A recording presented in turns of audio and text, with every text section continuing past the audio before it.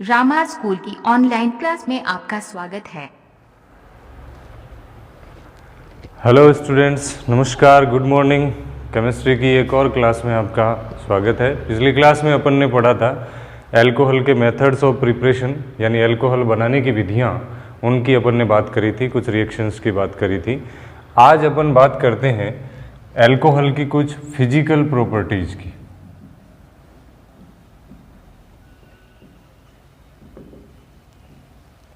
Physical properties of alcohol. Hindi में यदि मैं बात करूं तो इसमें अल्कोहल के भौतिक गुणों की, कि किस तरीके के भौतिक गुण हैं या किस तरीके की फिजिकल प्रॉपर्टीज हैं वो ये शो करते हैं। सबसे पहली अपन बात करते हैं भौतिक अवस्था की, कि इनकी भौतिक अवस्था क्या होती है या फिजिकल स्टेट, कि कौन सी भौतिक अवस्थाओं में पाए जाते हैं। अपन जानते हैं कि कोई भी मैटर है, द्रव्य है, वो तीन तरह की भौतिक अवस्थाओं में पाया जाता है, ठोस, द्रव्य या गैस। तो अल्कोहल जनरली कौन सी फॉर्म में होता है, तो ये नंबर ऑफ कार्बन्स पर डिपेंड करता है कि निम्न अणुभार है कि उच्च अणुभार है, किस तरीके का अल्कोहल है। तो C1 से C11 तक, यानी ऐसे अल्कोहल जिनमें एक कार्बन से लेकर के 11 कार्बन तक परमाणुओं की संख्या होती है, वो अल्कोहल हैं, वो आपके वोलेटाइल लिक्विड होते हैं, यानी वाष्पशील द्रव्य होते हैं। और एक और इनकी विशेषता है कि इनकी जो ऑर्डर होती है शार्प ऑर्डर, यानी तीक्ष्ण गंध। तो वाष्पशील द्रव्य तो हैं लेकिन शार्प ऑर्डर वाले हैं या तीक्ष्ण गंध वाले वाष्पशील द्रव्य होते हैं। अब यदि इसमें 12 और 12 से ज़्यादा कार्बन वाले अल्कोहल हैं तो इस तरीके के अल्कोहल हैं वो ठोस होते हैं या फिर सॉलिड होते हैं। तो ये तो रही बात इनकी भौतिक अवस्था की। अब एक और चीज अपन यहाँ पर बात कर रहे हैं कि इनकी तीक्ष्ण गंध होती है। तो आम तौर पर जनरली जो अल्कोहल हैं ये हिप्नोटिक नेचर के होते हैं। हिप्नोटिक नेचर का मतलब है कि ये सम्मोहक होते हैं, और सम्मोहक जो भी चीजें होती हैं ये हिप्नोटिक नेचर या अपना हिप्नोटिक इफेक्ट है वो इसलिए शो करते हैं कि ये CNS, सेंट्रल नर्वस सिस्टम, यानी केंद्रीय तंत्रिका तंत्र को प्रभावित करते हैं। जनरली अपन एथेनॉल को ये माना जाता है कि ये हिप्नोटिक नेचर का होता है और केंद्रीय तंत्रिका तंत्र को प्रभावित करता है। अब एक और चीज़ यहाँ पर एक बहुत बड़ा कन्फ्यूजन रह जाता है। कई बार जनरल वे में ये पूछ लिया जाता है कि साहब मेथेनॉल ज़्यादा विषैला होता है कि एथेनॉल ज़्यादा विषैला होता है। तो अल्कोहल के अंदर जैसे जैसे number of carbon atoms increase होते जाते हैं, कार्बन परमाणुओं की संख्या बढ़ती जाती है, अणुभार उनका जैसे जैसे बढ़ता जाता है, वैसे वैसे उनमें सम्मोहक प्रकृति भी बढ़ती जाती है। जैसे आपके जो तृतीयक अल्कोहल होते हैं, तृतीयक अल्कोहल होने का मतलब कार्बन परमाणुओं की क्राउडनेस, एल्किल समूह की क्राउडनेस है वो वहाँ पर ज़्यादा होती है, भीड़ भाड़ ज़्यादा होती है, अणुभार ज़्यादा होता है उनका, तो उनको सापित अल्कोहल के नाम से जाना जाता है। तो इसका मतलब ये हुआ कि एथेनॉल है वो मेथेनॉल से ज़्यादा विषैला है, क्योंकि एथेनॉल का अणुभार है वो मेथेनॉल के अणुभार से ज़्यादा है। लेकिन मेथेनॉल जो होता है वो आँखों को प्रभावित करता है, जबकि एथेनॉल जो होता है वो सेंट्रल नर्वस सिस्टम को प्रभावित करता है। तो ये भी एक चीज़ इसके अंदर आती है। दूसरी बात अपन करें, सेकंड जो कंडीशन यहाँ पर फिजिकल प्रॉपर्टीज़ की बात करें अपन, ये कहेंगे विलेयता या फिर सॉल्युबिलिटी। अब ये जो विलेयता देखी जाएगी वो वाटर के अंदर देखी जाएगी, जल के अणु के अंदर देखी जाए, जल के अंदर, सॉल्वेंट के अंदर देखी जाएगी। तो अल्कोहल जो होता है उसमें ऑक्सीजन परमाणु की इलेक्ट्रोनेगेटिविटी विद्युत ऋणता ज़्यादा होती है और उस ज़्यादा विद्युत ऋणता के कारण ये जल के अणुओं के साथ में अंतरा अणुक हाइड्रोजन बंध या इंटरमोलिक्यूलर हाइड्रोजन बॉन्डिंग है वो बना लेता है और उस इंटरमोलिक्यूलर हाइड्रोजन बॉन्डिंग के कारण ही अल्कोहल जल के अंदर विलय हो जाता है। तो alcohols are soluble in the water due to intermolecular hydrogen bonding between alcohol and water molecules. ये एक कहानी है। तो इसको यदि मैं इस तरीके से देखूं कि जैसे मान लीजिए मेरे पास में अल्कोहल का मॉलिक्यूल है, अब एक जो मॉलिक्यूल होगा वो वाटर मॉलिक्यूल होगा, अब फिर इसी तरीके से आपके पास में अल्कोहल मॉलिक्यूल होगा, फिर वाटर मॉलिक्यूल होगा। तो इस तरीके की ये जो बॉन्डिंग अपने पास में बन रही है, ये बॉन्डिंग अपनी इंटर मॉलिक्यूलर हाइड्रोजन बॉन्डिंग है या अंतरा अणुक हाइड्रोजन बंधन है। तो इसी बॉन्डिंग के कारण ये विलय हो जाएगा। लेकिन एक और चीज अब यहां पर मैं ये बात करूंगा कि alcohols having low molecular weight यानी निम्न अणुभार वाले अल्कोहल ही जल में विलय होते हैं। Alcohols having low molecular weights are soluble in the water. जैसे जैसे उनमें अणुभार बढ़ता जाएगा वैसे वैसे यहां पर क्या हो रहा है, एल्किल समूह की साइज बढ़ती जाएगी या नंबरिंग इनकी बढ़ती जाएगी और एल्किल समूह जो होते हैं वो आपके वाटर रिपेलेंट होते हैं यानी जल प्रतिकर्षी होते हैं। तो यदि इन समूहों की संख्या बढ़ेगी या इनकी साइज बढ़ेगी, इनका आकार बढ़ेगा, तो जल को प्रतिकर्षित करने वाला समूह बढ़ रहा है और जल को प्रतिकर्षित करने वाला समूह बढ़ रहा है तो अल्कोहल और जल का अणु एक दूसरे के पास पास नहीं आ पाएंगे और उनके अंदर इंटरमोलिक्यूलर हाइड्रोजन बॉन्डिंग नहीं होगी। तो जैसे जैसे अल्कोहल का अणुभार बढ़ता है वैसे वैसे यहाँ पर फिर क्या होगा, वैसे इनकी विलेयता घटती जाएगी। लेकिन एक और चीज आपको ध्यान में रखनी है, अणुभार बढ़ने के साथ साथ अपन ये बात कर रहे हैं, लेकिन समावयवी अल्कोहलों की बात करें। अब समावयवी अल्कोहलों को मैं इस तरीके से व्यक्त करूं, जैसे मान लीजिए मेरे पास में ब्यूटेनॉल है और इसी तरीके से आइसोब्यूटेनॉल की या सेकेंडरी ब्यूटेनॉल की और टर्सरी ब्यूटेनॉल की भी मैं बात कर लेता हूँ। 3 एग्जाम्पल मैं ले रहा हूँ सॉल्युबिलिटी के अंदर। एक मेरे पास में है ब्यूटेनॉल, ये एक कंडीशन रही।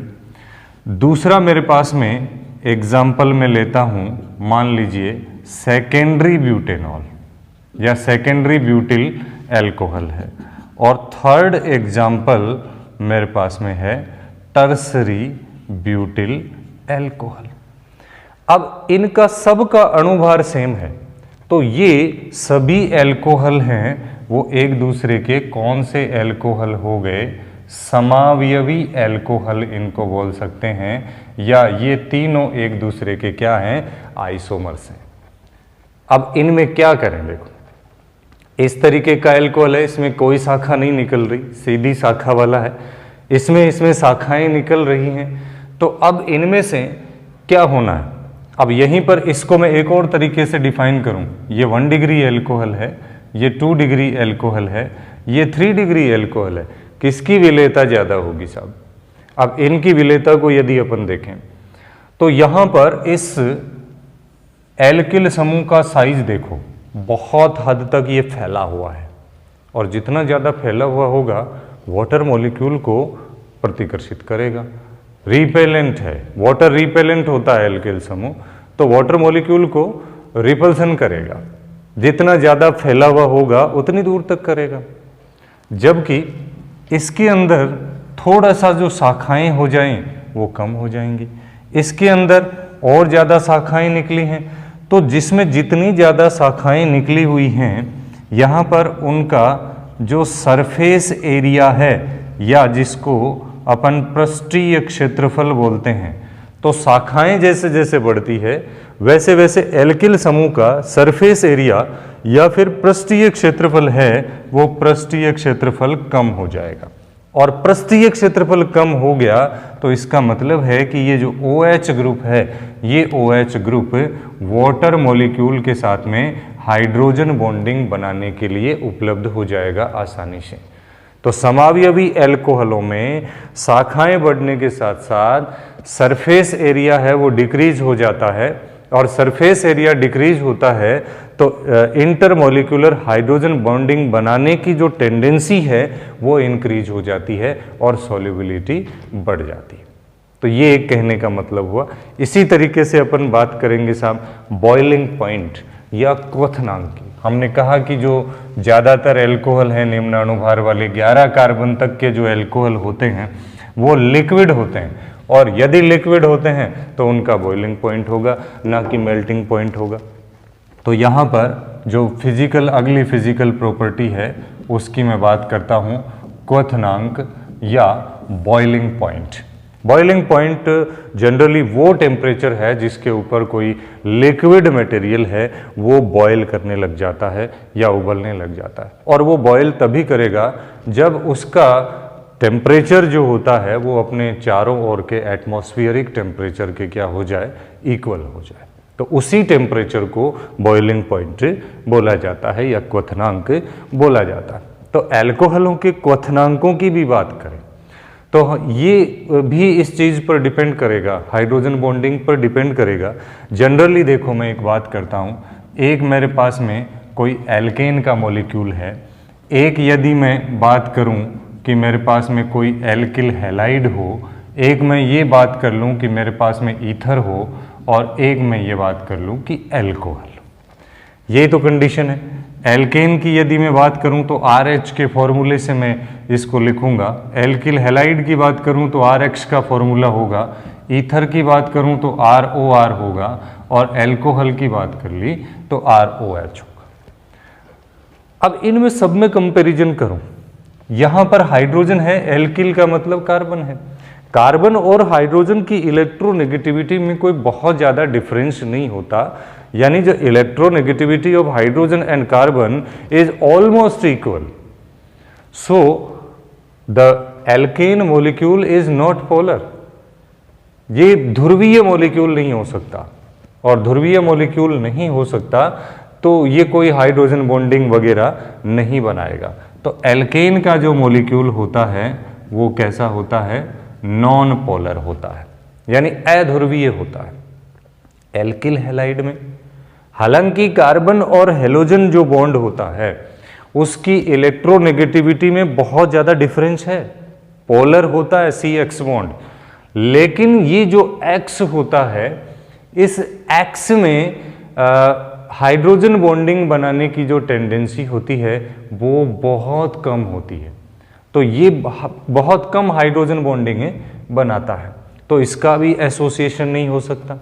ईथर में ऑक्सीजन पर 2 एल्किल समूह हैं, तो वही बात करी अपन ने कि ये भी हाइड्रोजन बॉन्डिंग परफॉर्म नहीं करेगा, जबकि एल्कोहल में H भी है, 1 एल्किल समूह भी है, ऑक्सीजन इलेक्ट्रोनेगेटिव एटम भी मौजूद है। तो वो सारी परिस्थितियाँ, वो सारी स्थितियाँ, वो सारी स्टेजेज, वो सारे आपके पास में जो कंटेंट हैं वो इसमें उपलब्ध हैं, अवेलेबल हैं एल्कोहल में, कि वो हाइड्रोजन बॉन्डिंग बनाएगा, और ना केवल हाइड्रोजन बॉन्डिंग बनाएगा बल्कि स्ट्रॉन्ग इंटरमोलिक्यूलर हाइड्रोजन बॉन्डिंग बनाएगा, यानी प्रबल अंतरा अणुक हाइड्रोजन बंध बनाएगा।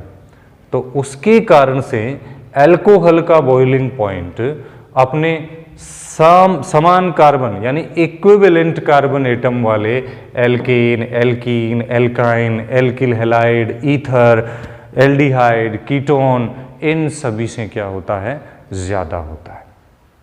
अब रही बात कि साहब अणुभार जैसे जैसे बढ़ेगा वैसे वैसे अपन इसमें और क्या कर सकते हैं। तो हमने कहा था कि अणुभार जैसे शाखाएं बढ़ी तो विलेयता क्या हो जाती है, विलेयता बढ़ जाती है, क्योंकि पृष्ठीय क्षेत्रफल सरफेस एरिया कम हो जाता है। तो उसी का एक अपोजिट फिनोमिना यहाँ पर लेके आइएगा कि शाखाएं जैसे जैसे बढ़ती हैं वैसे वैसे आपका जो बॉइलिंग पॉइंट है वो क्या हो जाता है, कम हो जाता है। तो उसका बिल्कुल उल्टा ये कंडीशन आएगी। तो अब यहाँ एल्कोहल में समान कार्बन वाले अदर जो हाइड्रोकार्बन या other functional group containing compounds होते हैं उनकी कंपैरिजन आपसे एग्जाम में करवा सकता है। जैसे इस तरीके से बोल सकता है कि आपको नाम दे दिया डाई एथिल ईथर, आपको नाम दे दिया एथिल एल्कोहल, आपको नाम दे दिया एथिल क्लोराइड, आपको नाम दे दिया एथेन। अब बताइए इनमें से क्वथनांक का असेंडिंग ऑर्डर या डिसेंडिंग ऑर्डर, यानी बॉइलिंग पॉइंट या बॉइलिंग पॉइंट का असेंडिंग या डिसेंडिंग ऑर्डर फॉलोइंग कंपाउंड्स के अंदर आपको डिटरमाइन करना है। तो इस तरीके के क्वेश्चंस हैं वो यहाँ से बन सकते हैं। तो जनरली इनका एक मेन बेस आया, वो आया इंटरमॉलिक्यूलर हाइड्रोजन बॉन्डिंग। तो इसके कारण से एसोसिएशन होता है, उस एसोसिएशन के कारण से फिर जो वांडर वॉल फोर्सेज होते हैं उनका परिमाण बढ़ जाता है, उसके कारण से क्वथनांक क्या होता है, बढ़ जाता है। तो ये फिजिकल प्रॉपर्टीज की अपने पास में बात हुई साहब एल्कोहल की। अब अगली प्रॉपर्टीज, अब जो काफ़ी इंपॉर्टेंट पोर्शंस इसके बनने वाले हैं उनकी बात करता हूं मैं साहब। अगली जो प्रॉपर्टीज जिसका अपन डिसाइड करेंगे वो है केमिकल प्रॉपर्टीज ऑफ एल्कोहल, यानी एल्कोहलों के रासायनिक गुणधर्म, या साफ तौर पर आम तौर पर अपन ये कह दें कि रासायनिक अभिक्रियाएं। कौन कौन सी रासायनिक अभिक्रियाएं, कौन कौन सी केमिकल रिएक्शंस हैं जो एल्कोहल का मॉलिक्यूल है वो शो करता है। अब इस चीज को यदि अपन देखें तो एल्कोहल को जनरल वे में अपन ने इस तरीके से एक फॉर्मुलेटेड चीज लिखी थी। इसमें अपन ये भी कहेंगे कि ऑक्सीजन परमाणु पर 2 लोन पेयर ऑफ इलेक्ट्रॉन्स, 2 एकाकी इलेक्ट्रॉन युग्म एल्कोहल की ऑक्सीजन पर होते हैं। अब ये कौन कौन सी अभिक्रियाएं देगा, तो मैं इस साइड से चलता आ रहा हूं। ऑक्सीजन और हाइड्रोजन बॉन्ड का क्लीवेज हो जाए, यानी एक तो वो रिएक्शन होंगी जो किसके कारण होंगी, इसको मैं ये कह सकता हूं cleavage of oxygen hydrogen bond, यानी reaction due to the cleavage of oxygen hydrogen bond, या OH बंध के विदलन होने के कारण होने वाली अभिक्रियाएं। अब देखो मैं यहीं से आपके पास में कुछ और चीजें लेके आ रहा हूं। अब सपोज करो कि यदि एल्कोहल में ऑक्सीजन हाइड्रोजन बॉन्ड टूटा तो क्या होगा। तो इसमें यह कंडीशन देखो कि ऑक्सीजन हाइड्रोजन बॉन्ड कब टूट सकता है, तब टूटेगा जब OH बॉन्ड के इलेक्ट्रॉन ऑक्सीजन पर आ जाएंगे, और OH बॉन्ड के इलेक्ट्रॉन ऑक्सीजन पर आए तो इस ऑक्सीजन पर नेगेटिव चार्ज आएगा और ये प्रोटॉन का त्याग कर देगा। यानी when cleavage of OH bond occurs then alcohol release the proton and form alkoxide ion. और ऐसे सब्सटेंस जो प्रोटॉन रिलीज करते हैं वो क्या होते हैं, वो एसिड कहलाते हैं। इसका मतलब ये जो रिएक्शंस हैं वो किसको शो करती हैं, एसिडिक नेचर ऑफ एल्कोहल को शो करती हैं। तो क्या एल्कोहल अम्लीय प्रकृति का होता है, वो तो एक बॉन्ड अभी टूटा है, उस बॉन्ड की बेसिस पे अपन ने देखा कि एल्कोहल की एसिडिक नेचर होनी चाहिए, क्योंकि ये इस तरीके से प्रोटॉन को रिलीज कर देगा। कब कर देगा, जब इसका OH बॉन्ड क्लीवेज होगा, यानी ये बॉन्ड टूटेगा।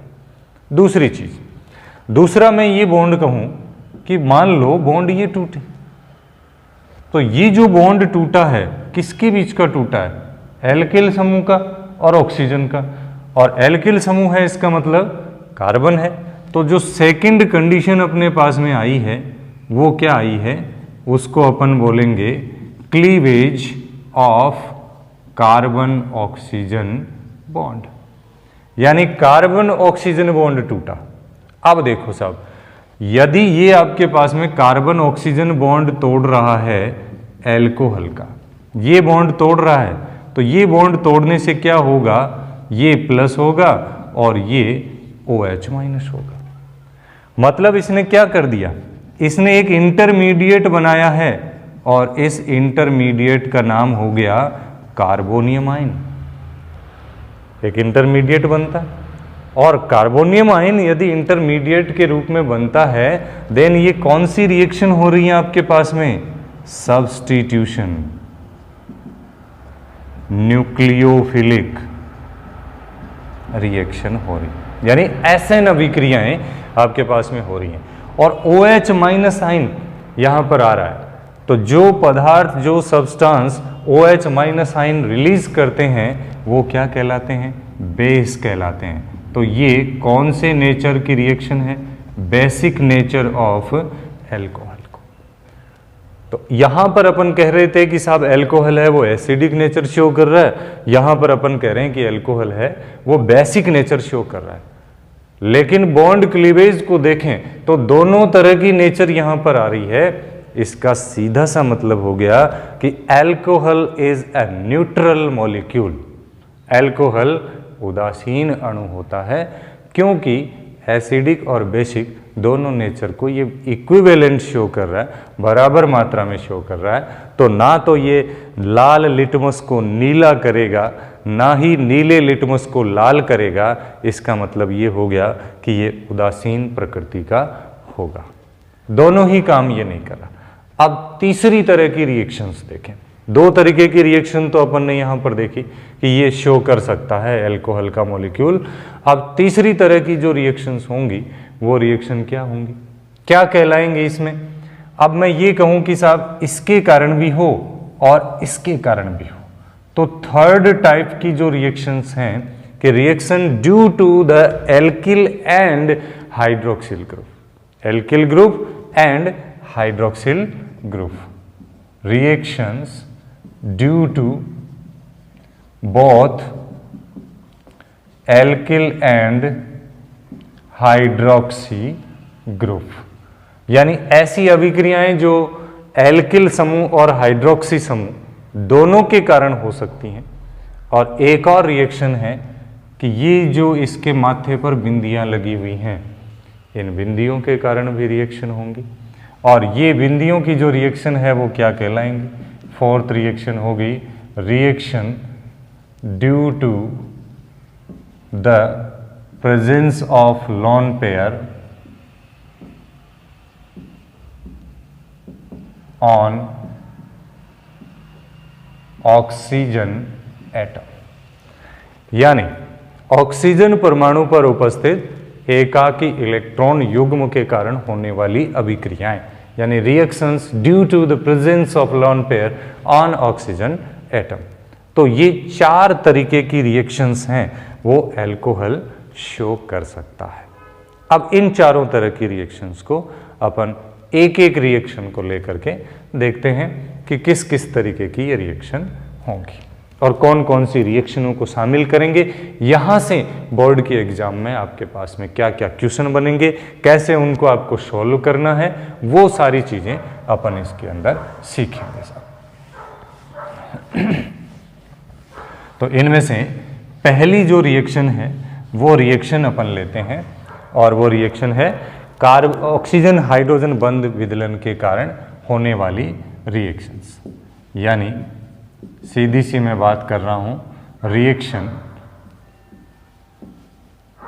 Due to the cleavage of OH bond, यानी वे अभिक्रियाएं जो ऑक्सीजन हाइड्रोजन बंध विदलन के कारण होने वाली अभिक्रियाएं होती हैं। अभी शुरू में अपन ने बात करी कि जब जब OH बॉन्ड टूटेगा प्रोटॉन रिलीज होगा और ये अल्कोहल की एसिडिक नेचर को शो करने वाली रिएक्शंस होंगी। तो मैं इसमें कुछ पॉइंट्स ऐड करता जा रहा हूं, वही चीजें हैं आपके पास में। These reactions show an acidic nature of alcohol. ये पहली कहानी है। इन दीज रिएक्शंस, यानी इन अभिक्रियाओं के अंदर हो क्या रहा है, OH बॉन्ड क्लीवेज होने से, तो इन दीज रिएक्शंस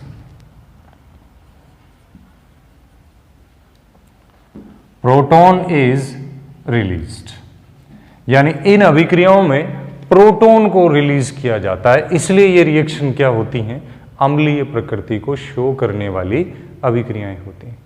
अब इनमें थोड़ा सा आपको दिमाग लगाना पड़ेगा, कौन कौन सी रिएक्शंस हैं। तो सबसे पहले केमिकल प्रॉपर्टीज को एक तरीके से कलेक्टिव आप लिखें, तो उसी को मैं लिख रहा हूं कि ये रिएक्शंस कौन कौन सी होंगी। एक तो रिएक्शंस विद एक्टिव मेटल्स, यानी सक्रिय धातुओं के साथ अभिक्रिया। हिंदी इंग्लिश दोनों में साथ में लिख रहा हूं इसमें, यानी जितनी भी सक्रिय धातुओं के साथ होने वाली अभिक्रियाएं हैं, रिएक्शन विद एक्टिव मेटल्स, वो सारी इसी तरह की रिएक्शंस होंगी। दूसरी मैं बात करूं, रिएक्शंस विद मेटल हाइड्राइड्स, यानी धातु हाइड्राइडों के साथ अभिक्रिया।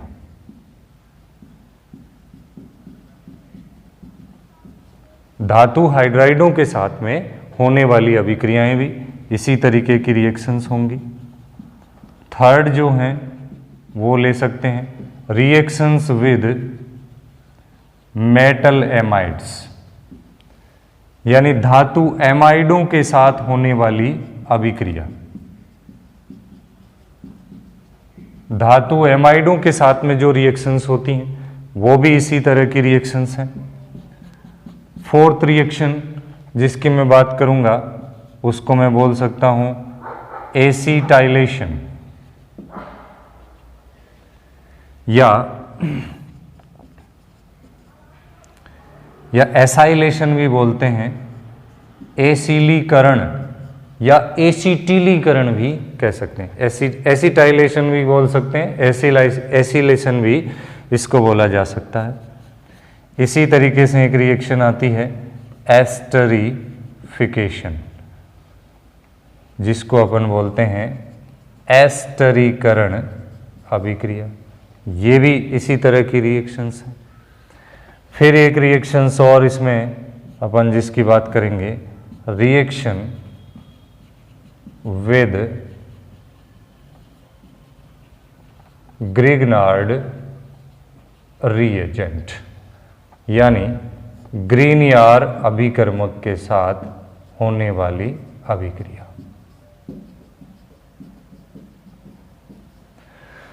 तो स्टूडेंट्स, ये वो रिएक्शंस हैं जिनके सभी के अंदर क्या होगा, OH बॉन्ड क्लीवेज होगा या OH बॉन्ड टूटेगा। तो अब एग्जाम में देखो, यहीं से कुछ क्वेश्चंस मैं बना रहा हूं कि एल्कोहल की अम्लीय प्रकृति को प्रदर्शित करने वाली अभिक्रिया का एग्जाम्पल बताइए। Give an example of the acidic nature of alcohol, यानी उसका एक एग्जाम्पल दीजिए रिएक्शन के तौर पे। तो ये सारी रिएक्शन चाहे वो मेटल्स के साथ में होती हों, चाहे वो मेटल हाइड्राइड के साथ में होती हों, चाहे मेटल एमाइड्स के साथ में होती हों, चाहे एसिलेशन है, चाहे एस्टरीफिकेशन है, चाहे आपके ग्रिग्नार्ड रीजेंट के साथ में होने वाली रिएक्शंस हैं, ये सभी एल्कोहल की एसिडिक नेचर को शो करने वाली रिएक्शंस होती हैं। अब फ्रेंड्स, इन रिएक्शंस को तरीका ये है कि आप बुक की सीक्वेंस के अकॉर्डिंग अलग अलग पढ़ोगे, लेकिन नहीं, इन चीज़ों में आपको सबसे पहले ढूंढना पड़ेगा कि इनके अंदर सिमिलरिटी क्या है और फिर इनमें डिफरेंस कहाँ है। तो डिफरेंस को याद करो, ना कि सिमिलरिटी को। डिफरेंस याद करोगे, रिएक्शन अपने आप आपको उसका पता लग जाएगा। सिमिलर है वो तो सब में सिमिलर है ना, तो डिफरेंस हमेशा डिफरेंस ही तो आपके सारी चीज़ें हैं वो क्रिएट करता है, चाहे वो मार्क्स में डिफरेंस हो, चाहे इनके स्ट्रक्चर में डिफरेंस हो, चाहे रिएक्शन में डिफरेंस हो, चाहे प्रोडक्ट में डिफरेंस हो। तो जिनमें डिफरेंस है वो चीज देखो। तो जैसे मेटल्स हैं, ये मेटल हाइड्राइड है, ये मेटल एमाइड है, तो सभी में मेटल तो कॉमन है ना। तो मेटल का काम क्या है? मेटल का काम होता है, ये चीज अपन ने छोटी क्लासों में पढ़ी है, आज उसका आप एप्लीकेशन कीजिए। 10th क्लास में आप पढ़ते हैं धातुएं अम्लों से हाइड्रोजन को विस्थापित करती हैं। ये उन्हीं का सबका एग्जाम्पल है, ये प्रूव करेंगे इस चीज को। हमने यही तो पढ़ा है ना कि जब मेटल किसी एसिड के साथ में रिएक्शन करती है तो फिर कौन सी गैस रिलीज होती है? हाइड्रोजन गैस रिलीज होती है। तो हाइड्रोजन हटेगा क्योंकि OH बॉन्ड टूट रहा है ना, तो ये एसिड है। एल्कोहल यहां पर एसिड का काम कर रहा है, मेटल यहां पर किसका काम कर रहा है? बेस का काम कर रहा है। तो एसिड और बेस सॉल्ट बनाएंगे और वहां से वो हाइड्रोजन गैस को रिलीज करेगा। तो यहां से केवल देखो मेटल है, केवल मेटल हाइड्रोजन गैस हटाएगा। मेटल हाइड्राइड है तो भी हाइड्रोजन गैस हटाएगा, क्योंकि एल्कोहल में भी हाइड्रोजन है और मेटेलिक हाइड्राइड में भी हाइड्रोजन है। लेकिन यहां से कौन सी गैस हटेगी?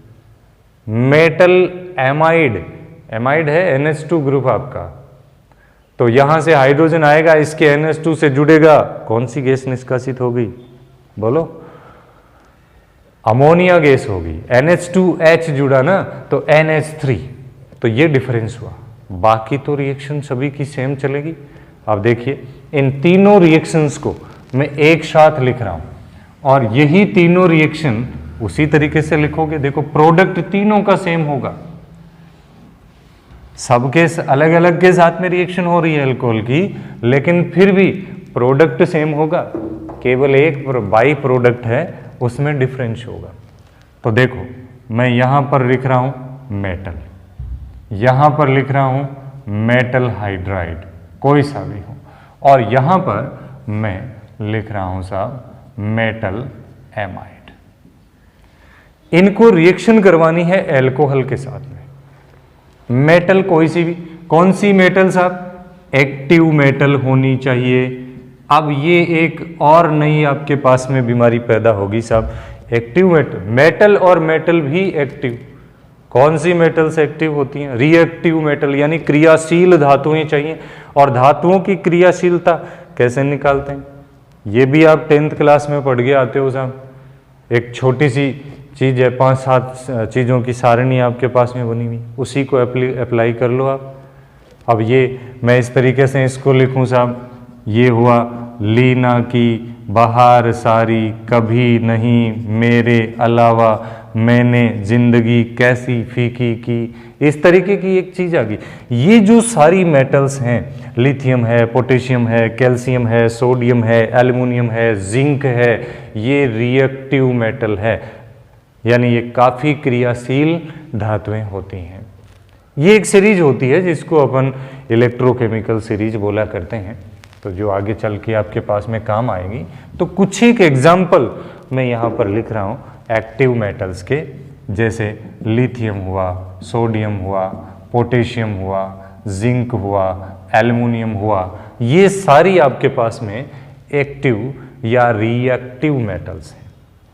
अब यदि ये मेटल्स एल्कोहल के साथ में रिएक्शन करें, जैसे एल्कोहल को मैं इस तरीके से लिखूं ROH, इनमें से कोई एक मेटल उठाई साहब, सोडियम मेटल उठाई। अब अभी हमने कहा कि जो मेटल्स होती हैं वो हाइड्रोजन को रिप्लेस करती हैं, तो ये भी मोनोवैलेंट है, ये भी मोनोवैलेंट है, तो सोडियम हाइड्रोजन को रिप्लेस करेगा और क्या बना देगा साहब? RONA, और बाहर क्या आ गया? यहाँ से हाइड्रोजन चला गया, तो हाइड्रोजन गैस के रूप में चला गया, तो बैलेंसिंग के लिए मैं इसको लिख रहा हूँ ½ तो ये कहानी हो गई साहब कि एल्कोहल ने मेटल के साथ में रिएक्शन की, मेटल का कोई प्रोडक्ट बना, सॉल्ट बना। तो यहाँ पर ये एल्कोहल सोडियम मेटल के साथ में रिएक्शन कर रहा है और सोडियम मेटल के साथ में रिएक्शन कर रहा है, तो जो प्रोडक्ट बन रहा है वो बन रहा है सोडियम एल्कोक्साइड। अब यहाँ से एक और क्वेश्चन, यहाँ पर अब देखो मैं क्वेश्चन जनरेट कर रहा हूँ, what happens when sodium reacts with alcohol या एथेनॉल दे दे। क्या होगा जब सोडियम धातु की अभिक्रिया एथेनॉल के साथ में होगी या फिर कह दें कि एल्कोहल के साथ में होगी? भाई ये तो बनेगा ही बनेगा, लेकिन हमें कैसे पता चलेगा कि ये बनेगा? तो रिएक्शन के अंदर अपन कलर जो चेंज होता है उसके थ्रू बता सकते हैं, या कोई गैस वहाँ से इवॉल्व होती है तो अपन वहाँ बता सकते हैं कि इस तरीके की होगी। तो जैसे ही एल्कोहल में सोडियम धातु का टुकड़ा आप डालोगे, यहाँ पर क्या होगा? बहुत तेजी से बुलबुलों के रूप में हाइड्रोजन गैस बाहर निकलेगी। This is the test for alcoholic functional group. ये एल्कोहलिक क्रियात्मक समूह का टेस्ट भी हो गया। तो यहां पर आपके हाइड्रोजन गैस निष्कासित हुई। अब आर कोई भी एल्किल समूह रखेंगे उसी तरीके का यहां पर सोडियम एल्कोक्साइड बनेगा, ये जाहिर सी बात है। अब मेटल हाइड्राइड की यदि अपन बात करें, मेटल हाइड्राइड कोई सा भी धातु के साथ में हाइड्रोजन जुड़ा हुआ हो, कि the binary compound of hydrogen with metals are known as metal hydride या मेटेलिक हाइड्राइड्स। तो मेटल और हाइड्रोजन आपस में जुड़े, जैसे मान लीजिए मैंने एक मेटेलिक हाइड्राइड का एग्जाम्पल लिया, सोडियम हाइड्राइड। अब ये रिएक्शन कर रहा है किसके साथ में? एल्कोहल के साथ में। तो क्या करेगा साहब? अभी जो इसमें हुआ वही हुआ ना, इसका सोडियम इसके हाइड्रोजन को डिस्प्लेस करेगा। तो डिस्प्लेस किया तो क्या बन गया? RONA। अब देखो ये प्रोडक्ट और ये प्रोडक्ट दोनों सेम है, सोडियम एल्कोक्साइड ही बना। अब इसका हाइड्रोजन और इसका हाइड्रोजन दोनों मिलकर के क्या कर रहे हैं? वही हाइड्रोजन गैस को बाहर निकाल रहे हैं। तो चाहे मेटल के साथ में हो, चाहे मेटेलिक हाइड्राइड के साथ में हो, एल्कोहल की अभिक्रिया, दोनों ही कंडीशन में क्या उत्पाद बन रहे हैं? उनके सॉल्ट बन रहे हैं। जो भी मेटल ले रहे हैं उसी का सॉल्ट बन रहा है। और मोस्ट कॉमन चीज क्या है? हाइड्रोजन गैस रिलीज हो रही है। लेकिन मेटल एमाइड की यदि बात करें, अब यहां पर मैं एक नया चीज लेके आ रहा हूं, जैसे सोडियम NH2 जोड़ दूं मैं, इस चीज को मैं बोलूंगा सोडा एमाइड या सोडामाइड। अब यदि इस सोडामाइड की रिएक्शन करवाएं एल्कोहल के साथ में, तो फिर क्या होना है? देखिए ROH NaNH2 ये रिएक्शन हुई। अभी सोडियम को अपना काम करना है, सोडियम का काम है एल्कोहल की हाइड्रोजन को हटाना, ये हटाएगा साहब, और इसका प्रोडक्ट वही बना है RONA, सोडियम एल्कोक्साइड ही बना। लेकिन अब इसका हाइड्रोजन यहां किसके साथ में जुड़ रहा है? NH2 के साथ में। तो रिलीज होने वाली गैस डिफर होगी, और वो गैस कौन सी है? अमोनिया गैस है।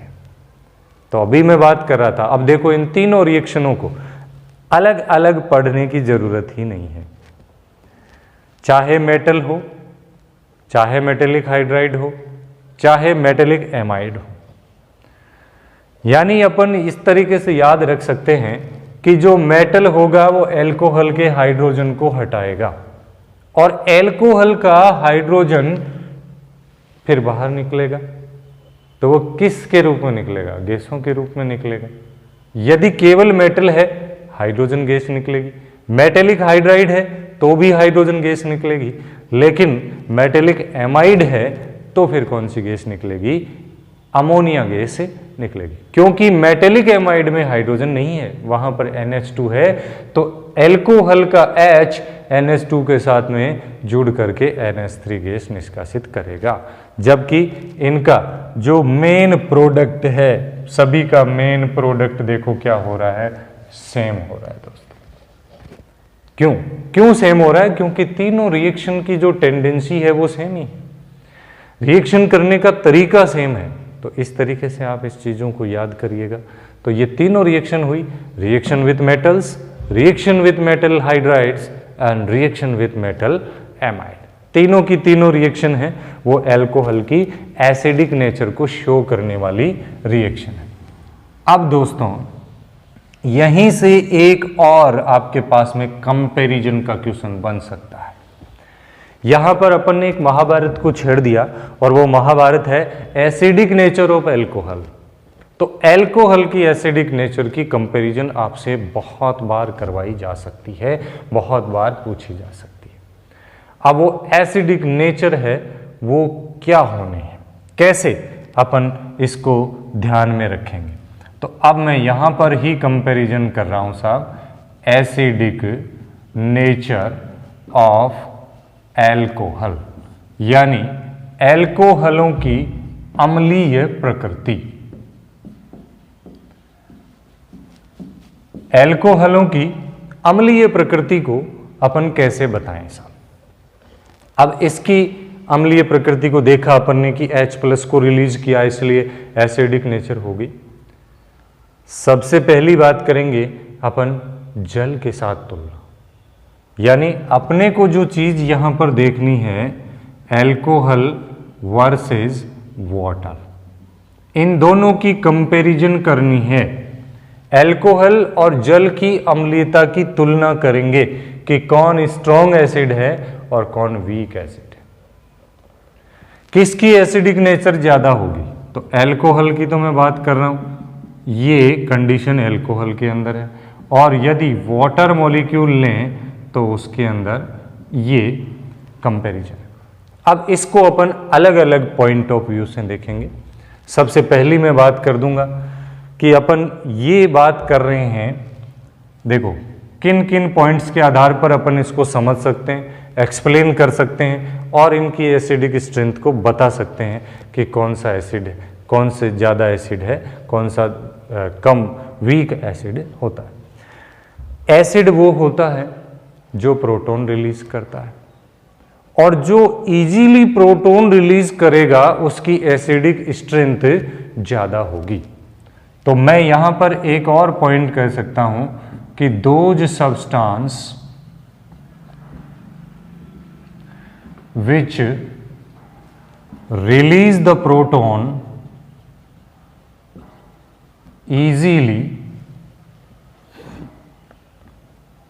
those substance which release the proton easily having more acidic strength, यानी ऐसा पदार्थ जो आसानी से प्रोटॉन रिलीज करेगा उसकी एसिडिक स्ट्रेंथ है वो क्या होगी, ज्यादा होगी। ये काम तरीका हो गया। अब पहली चीज देखें साहब, एल्कोहल में से और जल में से कौन आसानी से प्रोटॉन रिलीज करेगा। अब इस कंपैरिजन को मैं समझ रहा हूं, यहां से मैं बात करता हूं कि साहब पहले जल की, वाटर मॉलिक्यूल की मैं बात कर रहा हूं। हाइड्रोजन होता है, ऑक्सीजन पर इसमें 2 हाइड्रोजन जुड़े हुए, हाइड्रोजन का कोई इंडक्टिव इफेक्ट नहीं होता, 0 इंडक्टिव इफेक्ट है, मतलब कोई प्रोटॉन अट्रैक्ट नहीं करेगा, ये कोई इलेक्ट्रॉन किसी भी बॉन्ड के अट्रैक्ट करने की टेंडेंसी हाइड्रोजन के अंदर नहीं होती है। तो फिर मोर इलेक्ट्रोनेगेटिव एटम कौन है, ऑक्सीजन। अब ऑक्सीजन चाहे तो यहां पर क्या करेगा, इसके इलेक्ट्रॉन ले सकता है, ऑक्सीजन चाहे तो इस बॉन्ड के इलेक्ट्रॉन ले सकता है, क्योंकि जल के मॉलिक्यूल में 2 OH बॉन्ड हैं, ऑक्सीजन सेंट्रल एटम है, यानी ऑक्सीजन बीच में आ गया, ऑक्सीजन राजा हो गया इस कंपाउंड का। तो अब फिर शेरों को आजादी है, जिसको चाहे चीरे फाड़े। तो ये चाहे इस बॉन्ड के इलेक्ट्रॉन ले लेगा, चाहे इस बॉन्ड के इलेक्ट्रॉन ले लेगा, दोनों में से किसी भी एक बॉन्ड के इलेक्ट्रॉन ले सकता है। तो मैं ये कहूंगा कि the electron of OH bond are attracted by the central oxygen atom in the water molecule, यानी जल के अणु में OH बंध के इलेक्ट्रॉन हैं वो ऑक्सीजन के द्वारा आकर्षित हो जाते हैं। क्यों हो जाते हैं, due to the more electronegativity of oxygen atom, यानी ऑक्सीजन की अधिक विद्युत ऋणता के कारण।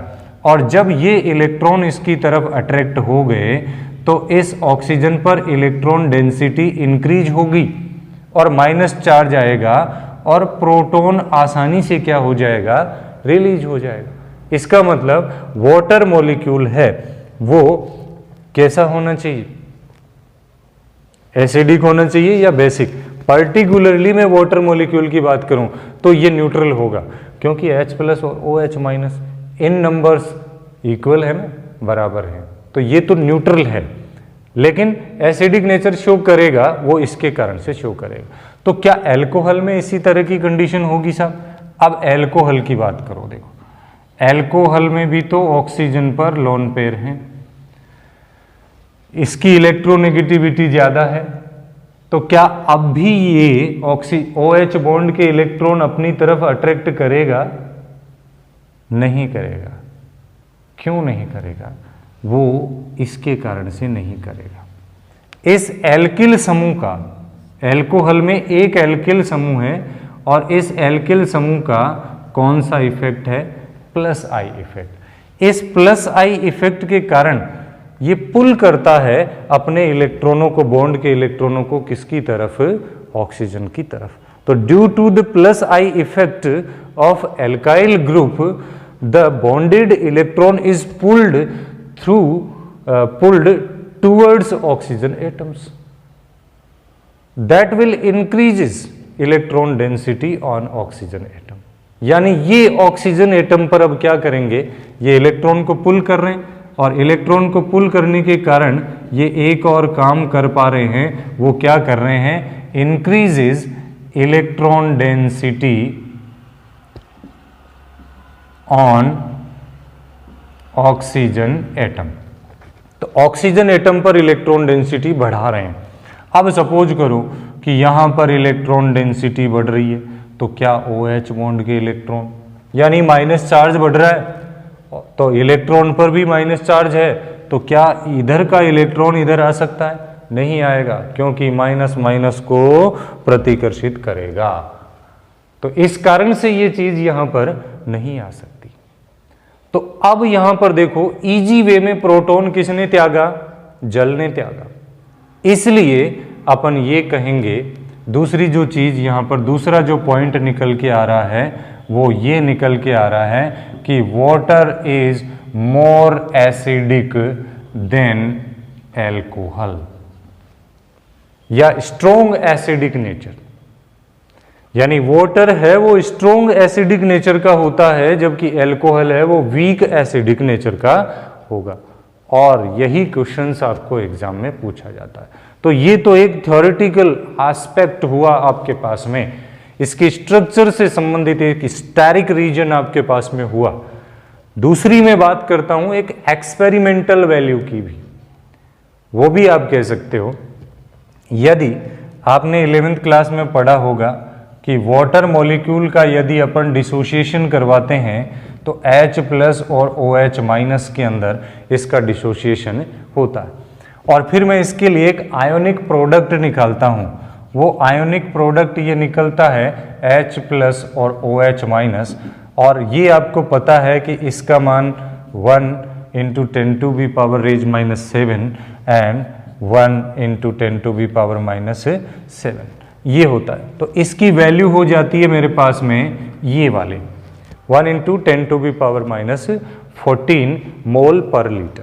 ये एक कंडीशन इसमें KW के लिए, जो KW को अपन यहाँ पर क्या बोल पा रहे हैं, वो होता है आयोनिक प्रोडक्ट, यानी सम ऑफ द प्रोडक्ट है उसको अपन ने मल्टीप्लिकेशन के थ्रू इसमें ये चीज़ निकाली। अब यही चीज़ मैं एल्कोहल के लिए निकालता हूँ, तो एल्कोहल के लिए यदि मैं इसका डिसोसिएशन करवा रहा हूँ तो इस तरीके से इसका डिसोसिएशन होगा।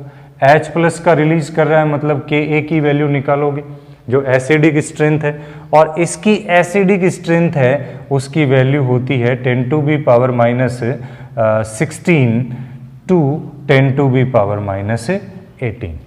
तो अब इन दोनों वैल्यूज की हम कंपैरिजन करते हैं, यानी इनकी जो पावर्स है उनकी कंपैरिजन करो। ये एक्सपेरिमेंटल फैक्ट है। तो यहां पर आ रहा है 10⁻⁻14, यहां पर आ रहा है 10⁻⁻16।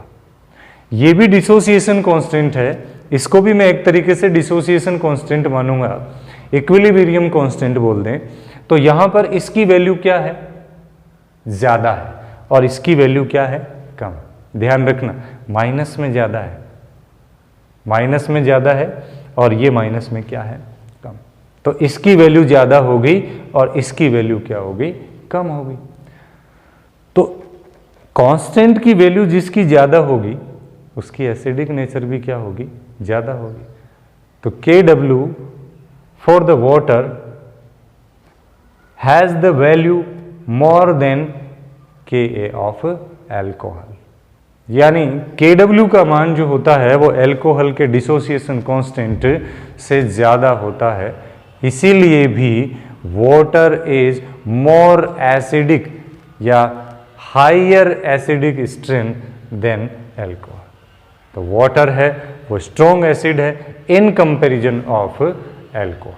तो ये क्वेश्चन पूछे जाते हैं। तो दोनों कारण आपको देने पड़ेंगे, एक तो जो इंडक्टिव इफेक्ट का अपन ने कारण दिया कि इसके कारण से हो सकता है, और दूसरा ये जो आपके पास में एक्सपेरिमेंटल फैक्ट आपके पास में है कि डिसोसिएशन कांस्टेंट की वैल्यू आपके पास में होती है, तो उस हिसाब से भी ये ज़्यादा अम्लीय प्रकृति का हुआ। तो एक तो ये क्वेश्चन आपके पास में बन जाता है कि why alcohol is weak acid in comparison of water, यानी एल्कोहल जल की तुलना में दुर्बल अम्ल क्यों है, ये क्वेश्चन यहां से बनता है। दूसरी चीज, अब जो कंपैरिजन करेंगे वो कंपैरिजन कर रहे हैं अपन एल्कोहल और एल्कोहल के बीच में भी, एल्कोहल और एल्कोहल के बीच में भी तो कंपैरिजन हो सकती है। अब उनके बीच में यदि मैं देखूं कि मैं यहां पर एक एल्कोहलिक ग्रुप बना रहा हूं, फिर इसी तरीके से एक दूसरा एल्कोहलिक ग्रुप भी अपने पास में है, तीसरे ग्रुप की मैं यदि बात करूं तो उसको भी मैं इस तरीके से क्रिएट कर रहा हूं। नॉर्मली मैं ये देख पा रहा हूं कि ये जो ग्रुप है वो आपके पास में 1 डिग्री एल्कोहल होगा, ये सेकेंडरी एल्कोहल होगा और ये टर्शियरी एल्कोहल होगा। अब इन सब में क्या हो, वही इंडक्टिव इफेक्ट को यदि मैं अप्लाई करूं तो मैं ये कहूंगा कि यहां पर जो एल्काइल ग्रुप है वो कितना है, 1 है, यहां पर एल्काइल ग्रुप है वो कितने हैं, 2, और यहां पर एल्काइल ग्रुप हैं वो कितने हैं, 3। तो क्राउडिंग ज़्यादा हो रही है टर्सरी एल्कोहल में, और क्राउडिंग ज़्यादा हो रही है मतलब यहाँ पर क्या हो रहा है, मोर प्लस आई इफेक्ट। और अभी अपन ने बात करी कि जितना ज़्यादा प्लस आई इफेक्ट होगा वो बॉन्ड के इलेक्ट्रॉनों को उतना ही ज़्यादा क्या करेगा, इस ऑक्सीजन की ओर धकेलेगा, पुल करेगा उसको, जिसके कारण क्या हो जाएगा, उसके कारण electron density on oxygen atom है वो क्या होनी है, इंक्रीज हो जाएगी। और यदि इलेक्ट्रॉन डेंसिटी इंक्रीज हुई तो यहाँ पर रिलीज ऑफ H+ है वो क्या हो जाएगा, इम्पॉसिबल हो जाएगा या हार्ड हो जाएगा। और यदि H+ को त्याग करना कठिन हो गया तो यहाँ पर आपके पास में क्या हो गया, ये वीक एसिड हो गया, इजी वे में प्रोटॉन रिलीज नहीं कर पा रहा है। लेकिन यहाँ पर एक ही एल्किल समूह है तो उतना ये विरोध नहीं करेगा, उतना अपोज नहीं कर पाएगा, इस बॉन्ड के इलेक्ट्रॉन आसानी से यहाँ पर आएंगे, इसमें क्या हो जाएगी, पोलैरिटी डेवलप हो जाएगी, प्रोटॉन रिलीज है वो क्या हो जाएगा, इजीली हो जाएगा, और फिर एसिडिक नेचर जो होगी वो भी यहाँ से क्या हो जाएगी, इंक्रीज हो जाएगी। तो इसका मतलब ये हुआ कि एल्कोहलों की एसिडिक नेचर है उसका क्रम क्या होना चाहिए, तो order of acidic strength of alcohol will be 1 degree greater than 2 degree greater than 3 degree. यानी प्राथमिक एल्कोहल द्वितीयक और तृतीयक एल्कोहलों की तुलना में ज़्यादा अम्लीय प्रकृति के होते हैं, ये कहानी होगी। तो यहाँ से ये सारे क्वेश्चंस एसिडिक नेचर से पूछे जा सकते हैं। ये इसलिए आपको बताना पड़ा कि एसिडिक नेचर को शो करने वाली रिएक्शन थी, OH बॉन्ड का क्लीवेज हो रहा था, वो रिएक्शंस थी, तो इसलिए अपन ने ये सारी बातें करी हैं। तो ये दो क्वेश्चंस रेज यहाँ से हो सकते हैं कि अल्कोहल और वाटर के बीच में एसिडिक नेचर की कंपैरिजन करवा सकता है, अल्कोहल और अल्कोहल के बीच में यानी आइसोमेरिक अल्कोहलों के बीच में भी कंपैरिजन एसिडिक नेचर की आपसे करवाई जा सकती है। अब चलिए आगे की जो रिएक्शंस अपनी हैं, आगे की metals, metal hydride, metal amide, 3 ये रिएक्शन हुई। फिर मैं बात करता हूं आपके पास में एस्टरिफिकेशन या एस्टरीकरण अभिक्रिया की। अब इस एस्टरिफिकेशन या एस्टरीकरण अभिक्रिया में क्या होगा सब? एस्टरिफिकेशन में होता क्या है? फॉर्मेशन ऑफ एस्टर होता है, और साहब एस्टर का फॉर्मेशन कैसे होता है कि carboxylic acid and alcohols reacts together to form ester। यानी एसिड और एल्कोहल मिल जाते हैं, तब क्या बनता है? एस्टर और वाटर बनता है। उसी रिएक्शन को क्या कहते हैं? एस्टरीकरण कहते हैं। तो साहब कार्बोक्सिलिक एसिड बनाएं अपन, कोई सा भी एल्कोहल बनाएं, जैसे मैं बात करूंगा RCOOH, ये हुआ एसिड। इसी तरीके से मैं बात करूंगा साहब एल्कोहल की, ये हुआ एल्कोहल। इसकी रिएक्शन होगी यहाँ पर किसी मिनरल एसिड की प्रेजेंस में, खनिज अम्लों की उपस्थिति में होती है, जैसे H2SO4 वगैरह। तो यहाँ पर एक चीज़ आपको देखनी पड़ेगी कि एल्कोहल का तो कौन सा बॉन्ड डिसोसिएट हो रहा है? Oxygen hydrogen. एसिड का कौन सा होगा? Carbon oxygen bond. हमेशा ध्यान में रखना कि कार्बोक्सिलिक एसिड चाहे किसी भी ऑर्गेनिक कंपाउंड के साथ में रिएक्शन करता हो, हमेशा उसका कार्बन ऑक्सीजन बॉन्ड टूटेगा due to the resonating structure of carboxylate ion. उसके कारण से, अनुनादी संरचनाओं के कारण से। कई लोग क्या करेंगे, एसिड का OH तोड़ दो और इस एसिड का H निकाल दो, एल्कोहल का OH निकाल दो, प्रोडक्ट तो सेम बनेगा, लेकिन वो सही नहीं है। यहाँ पर एल्कोहल का OH बॉन्ड टूटेगा, कार्बोक्सिलिक एसिड का कार्बन ऑक्सीजन बॉन्ड टूटेगा, और ये क्लीवेज होकर के यहाँ से वाटर मॉलिक्यूल बाहर आएगा। तो अब देखो क्या चीज़ें यहाँ पर बनी हैं। ये हुआ RCOOR डैश और प्लस H2। ये क्या है साहब? Carboxylic acid. ये क्या है? एल्कोहल। तो ये कौन सा कंपाउंड बन गया? एस्टर। और ये क्या बना? वाटर। तो when acid and alcohol reacts together to form ester and water, this reaction is known as esterification। अब आप कहोगे कि साहब इसमें कौन सी खास बात है? हाँ, इसमें 2 खास बातें और आपको यहाँ पर देखनी पड़ेगी कि यदि यही एस्टरीकरण रिएक्शन ड्राई HCl गैस की प्रेजेंस में होती है, then it is called Fischer Spearman esterification reaction. शुष्क HCl गैस की उपस्थिति में होना फिशर स्पीयरमैन एस्टरीकरण भी कहलाता है। लेकिन वो भी कोई खास बात नहीं है, वो तो वैज्ञानिक का नाम है, नेम रिएक्शन होगी। 2 चीजें आपको पूछी जा सकती है, reactivity order of alcohols towards carboxylic acid and the reactivity orders of carboxylic acid towards alcohol. ये क्या हो?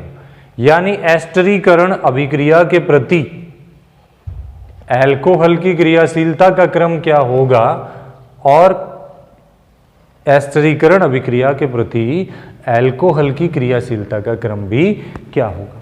ये दोनों चीजें आपसे पूछी जाएगी। तो सबसे पहले मैं बात कर रहा हूं रिएक्टिविटी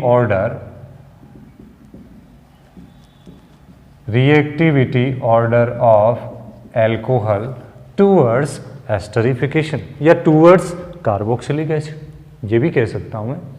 तो इसमें क्या हो रहा है, OH बॉन्ड डिसोसिएट हो रहा है। तो इसकी चर्चा अपन ने कर ली कि ये अल्कोहल की एसिडिक नेचर की रिएक्शन है साहब। तो इसकी जो ऑर्डर हुई 1 degree greater than 2 degree greater than 3 degree, यानी primary alcohol is more reactive than secondary and tertiary alcohol. ये कहानी हुई साहब। अब दूसरी जो चीज मेरे पास में आ रही है वो आएगी reactivity order of carboxylic acid. Carboxylic acid की रिएक्टिविटी का क्या ऑर्डर होना है, तो वो रिएक्टिविटी ऑर्डर आपको डिसाइड करना पड़ेगा कि formic acid is more reactive then acetic acid, acetic acid is more reactive then propionic acid, propionic acid is more reactive then butyric acid. तो इस तरीके से चलेगा, मतलब फॉर्मिक एसिड है वो ज़्यादा रिएक्टिव है, यानी जैसे जैसे +I इफेक्ट बढ़ेगा कार्बोक्सिलिक समूह पर वैसे वैसे रिएक्टिविटी क्या होती जाएगी, घटती चली जाएगी। तो मैं इस तरीके के कुछ एग्जाम्पल्स हैं वो शो कर रहा हूँ यहाँ पर कि इनकी क्रियाशीलता है उसका क्या क्या ऑर्डर रहेगा। तो ये कार्बोक्सिलिक एसिडों की रिएक्टिविटी का ऑर्डर है, और ये ऑर्डर भी वही +I इफेक्ट है। जैसे जैसे +I इफेक्ट इंक्रीज होता जा रहा है रिएक्टिविटी है वो क्या होती जाएगी, घटती जाएगी। तो formic acid is the more reactive then any other carboxylic acid, कि फॉर्मिक एसिड किसी भी कार्बोक्सिलिक एसिड की तुलना में बहुत ज़्यादा क्रियाशील होता है। और भी कई फैक्टर काम करते हैं, लेकिन फिलहाल अपन इसको एक याद रखने के तरीके से इस तरीके से अपन कह पा रहे हैं। तो ये क्वेश्चन यहाँ से रेज किए जा सकते हैं कि साहब एल्कोहल की रिएक्टिविटी का ऑर्डर क्या होगा और एसिड की रिएक्टिविटी का ऑर्डर क्या होगा एस्टरिफिकेशन रिएक्शन के अंदर। फिर एस्टरिफिकेशन के बाद में है एसिलेशन।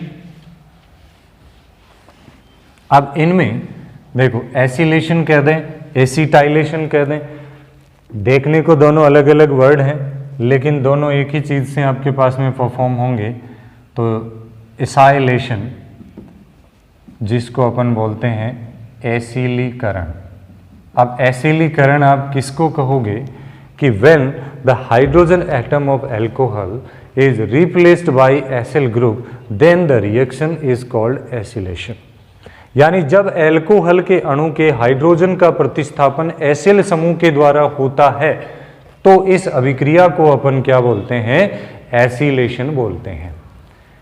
अब यहां पर एसाइल एसिल समूह, एसिल समूह कौन सा होता है, एसिल ग्रुप अपन किसको बोलते हैं, RC⋯O। ये जो ग्रुप है इस ग्रुप को बोलते हैं एसिल ग्रुप। और यदि मैं यहां पर R की जगह CH3 रख दूं तो यही ग्रुप है वो किस में कन्वर्ट हो जाएगा, CH3CO समूह में, और इस ग्रुप को बोला जाएगा एसिटिल ग्रुप। तो यदि हाइड्रोजन के स्थान पर ये ग्रुप लग जाता है देन इस रिएक्शन को क्या बोलते हैं, एसिलीकरण। और यदि अपन ये जोड़ देते हैं इसमें एल्किल समूह देन इसी रिएक्शन को क्या बोलते हैं, एसिटिलीकरण। तो ये दोनों है एक ही चीज, आर यानी कोई एल्किल समूह आपको रखना पड़ेगा। तो अब साहब ये ग्रुप आप कहाँ से लाओगे, ये एल्केनॉइल हैलाइड से या एल्केनोइक एसिड एनहाइड्राइड से, दोनों से ये चीज आ सकती है।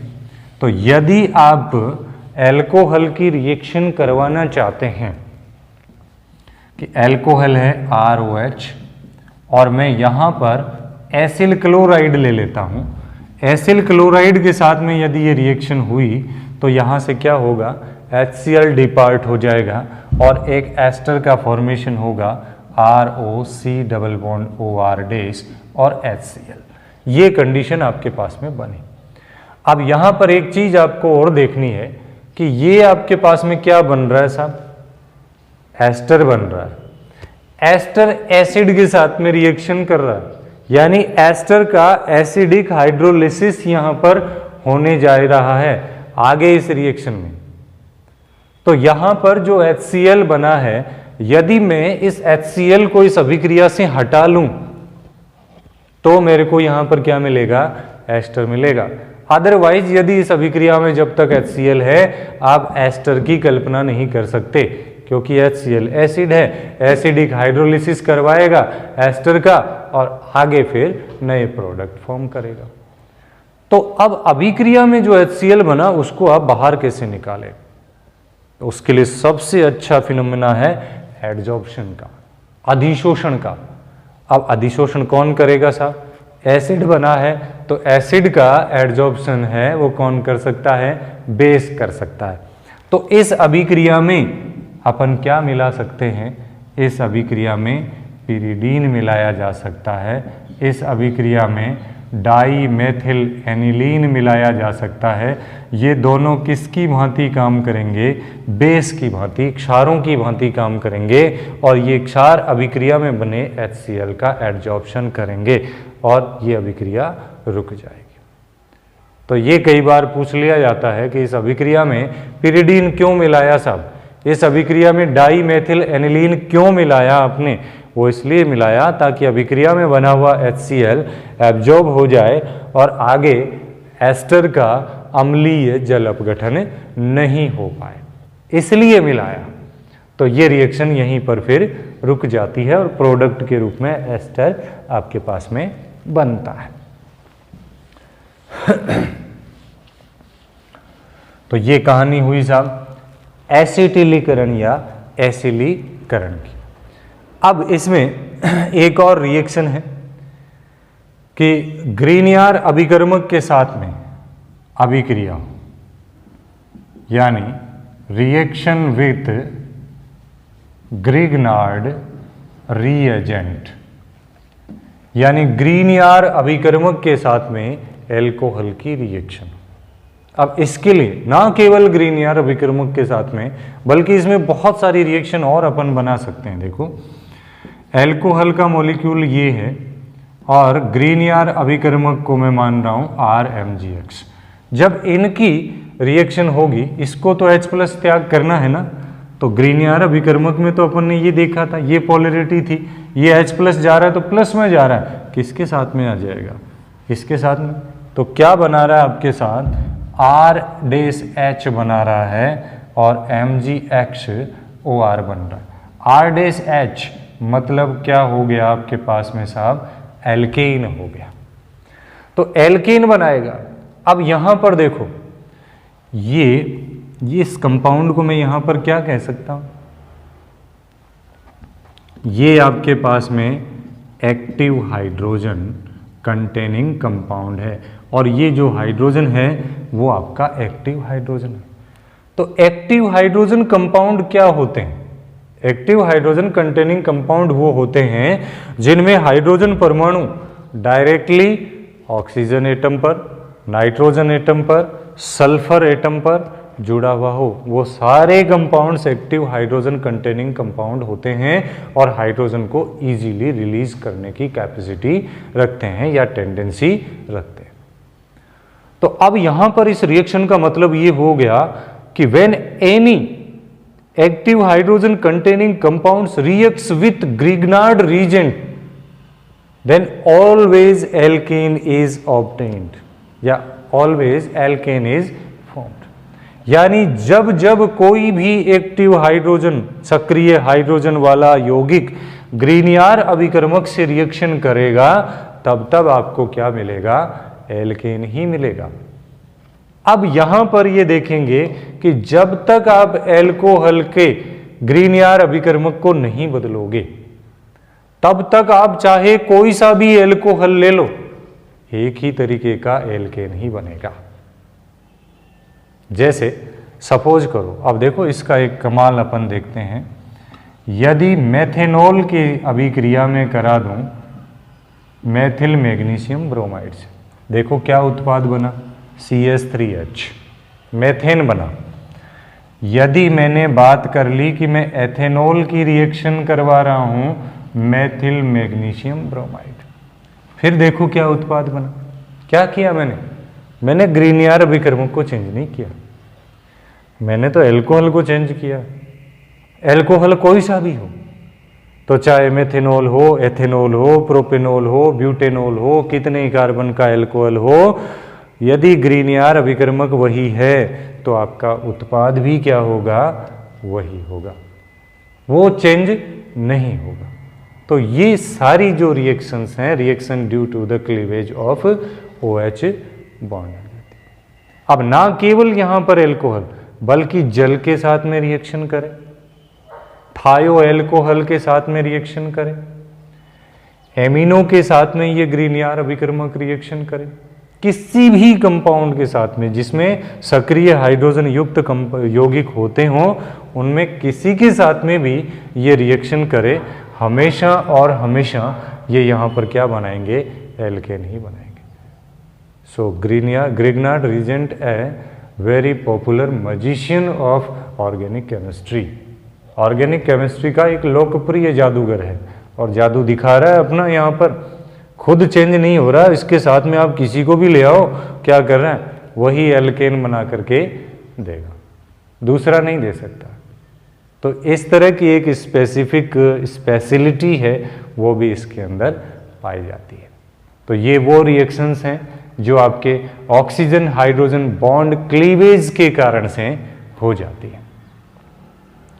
तो ये इन्हीं रिएक्शनों के साथ में अब मैं बात करता हूं सेकेंड टाइप ऑफ रिएक्शन, जो दूसरे तरह की रिएक्शंस की अपन ने बात करी थी कि सब कार्बन हेलोजन जो कार्बन ऑक्सीजन बॉन्ड एल्कोहल के अंदर टूटता है, उसके कारण से कौन सी रिएक्शंस होनी है। तो अपन बात करेंगे reactions due to the cleavage of carbon oxygen bond, यानी कार्बन ऑक्सीजन बंध विदलन के कारण होने वाली अभिक्रिया। अब वो कौन कौन सी रिएक्शंस हैं, सबसे पहले तो मैं उनकी बात करता हूं साहब। सबसे पहली रिएक्शंस हैं रिएक्शंस विद हाइड्रोजन हैलाइड, या हेलोजन एसिड भी बोल सकता हूं मैं, HX के साथ अभिक्रियाएं। दूसरी में इसमें बात करूंगा रिएक्शन विद PCl3। थर्ड जो रिएक्शन होंगी रिएक्शन विद PCl5। फोर्थ जो रिएक्शन होंगी रिएक्शन विद SOCl2, जिसको थायोनिल क्लोराइड बोलते हैं। फिर अपने पास में आएगी कि रिएक्शन विद अमोनिया, अमोनिया के साथ में रिएक्शन होंगी। और फिर आएगा रिडक्शन विद HI, यानी HI के साथ अपचय। तो ये 6 रिएक्शंस हैं टोटल मिला करके, जो कार्बन ऑक्सीजन बॉन्ड क्लीवेज के कारण से एल्कोहल इन रिएक्शंस को शो करते हैं। तो reaction with HX, reaction with PCl3 यानी phosphorus trichloride, reaction with PCl5 phosphorus pentachloride, reaction with SOCl2 thionyl chloride, reaction with ammonia and reduction with HI, यानी HI के साथ अपचयन। तो ये सारी वो रिएक्शंस हैं। अब इनमें से एक एक पर्टिकुलर रिएक्शंस को अपन देखते हैं। सब रिएक्शंस विद हाइड्रोजन हैलाइड्स, यदि HX के साथ में रिएक्शन हो, जाहिर सी बात है इसमें अब कुछ भी आपको करने की जरूरत नहीं, कार्बन ऑक्सीजन बॉन्ड तोड़ना है एल्कोहल का और अपने को कुछ नहीं करना। उससे अपन चीजें निकालते हैं कि ROH और HX, ये रिएक्शन होनी। इसका कार्बन ऑक्सीजन बॉन्ड टूटना है, मतलब अब ये OH देगा और जो अगला आपका रिएजेंट है उससे H लेगा और क्या बना रहा है, एल्किल हैलाइड बना रहा है और H2O निष्कासित कर रहा है। तो when alcohol reacts with hydrogen halide और halogen acid, then it will be form alkyl halide and water molecule. किसी भी एल्किल हैलाइड के हेलोजन एसिड के साथ में रिएक्शन हो। अब यहां से जो क्वेश्चंस हैं वो कैसे आपको पूछे जाएंगे साहब, हम बात कर रहे हैं HX की। HX की जो रिएक्टिविटी ऑर्डर होगा, reactivity order of HX hydrogen हैलाइडों का रिएक्टिविटी ऑर्डर क्या होना चाहिए। अब मैं बात करूंगा साहब HCl की, HBr की, HI की। कौन सबसे ज़्यादा रिएक्टिव होगा? HI होगा। क्यों? Due to the less electronegativity of iodine and bigger size of iodine, the attraction forces between hydrogen and iodine is lesser than any of halogen acid.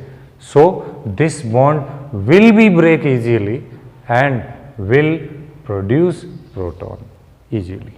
तो ये एक कहानी हो जाएगी कि आयोडीन की विद्युत ऋणता कम है, बंद दूरी ज़्यादा है इन दोनों के बीच में बड़े आकार के कारण, तो HI बॉन्ड आसानी से डिसोसिएट होगा और जल्दी से प्रोटॉन निष्कासित करेगा।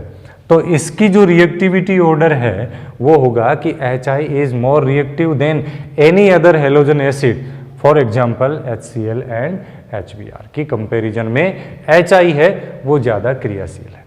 दूसरी चीज, इसमें भी एल्कोहल की रिएक्टिविटी पूछी जाएगी कि रिएक्टिविटी ऑर्डर ऑफ एल्कोहल।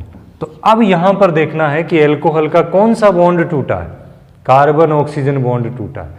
तो अब वही बात है अपने पास में कि यदि मैं यहाँ पर प्राथमिक एल्कोहल लेता हूँ, यदि मैं यहाँ पर द्वितीयक एल्कोहल ले रहा हूँ और यदि मैं यहाँ पर टर्शियरी एल्कोहल ले रहा हूँ, क्या होना? अब देखो वापस, टर्शियरी एल्कोहल में इंडक्टिव इफेक्ट है वो ज़्यादा है। ज़्यादा इंडक्टिव इफेक्ट के कारण ये जो एल्काइल ग्रुप है वो कार्बन एटम के ऊपर क्या कर रहे हैं, इलेक्ट्रॉन डेंसिटी को इंक्रीज कर रहे हैं और उसी समय आपके ऑक्सीजन पर भी तो लोन पेयर है। अब यहाँ पर यदि इलेक्ट्रॉन डेंसिटी इंक्रीज हो रही है तो इजी वे में कौन सा बॉन्ड टूटेगा? कार्बन ऑक्सीजन बॉन्ड टूटेगा। तो कार्बन ऑक्सीजन बॉन्ड टूट रहा है इजी वे में, किस में टूट रहा है? टर्शियरी एल्कोहल में, जबकि प्राइमरी एल्कोहल में बहुत ही कठिनाई से टूटेगा। इसमें इजी वे में ऑक्सीजन हाइड्रोजन बॉन्ड टूटेगा। तो यहाँ पर इनकी जो रिएक्टिविटी ऑर्डर है वो उल्टा हो जाएगा पहले वाले ऑर्डर का, यानी tertiary alcohol is more reactive then primary and secondary alcohol towards HH। Halogen acid के साथ में ये इनकी क्रियाशीलता का क्रम रहेगा कि 3 डिग्री एल्कोहल ये होगा, क्योंकि इजी वे में मोर स्टेबल कार्बोकेटाइन बनाएगा और ये आपके पास में न्यूक्लियोफिलिक सब्स्टिट्यूशन रिएक्शन होंगी। तो ये न्यूक्लियोफिलिक सब्स्टिट्यूशन रिएक्शन के टूवर्ड्स भी आपके एल्कोहल की ऑर्डर का क्रम है। जो टर्शियरी एल्कोहल है वो ज़्यादा रिएक्टिव होते हैं in comparison of 1 degree and 2 degree. अब कई बार अपन ये कहते हैं कि साहब, अब इसका मतलब ये हुआ कि कई बार बहुत सारे दे देते हैं आपको एग्जाम्पल्स दे दिए और कह दिया कि इनमें सबसे ज़्यादा क्रियाशील कौन सा होगा। चलिए मैं यहाँ पर कुछ बात कर लेता हूँ आपसे कि मान लीजिए मेरे पास में एथेनॉल है, एथेनॉल की मैं रिएक्शन करवा रहा हूँ HI के साथ में।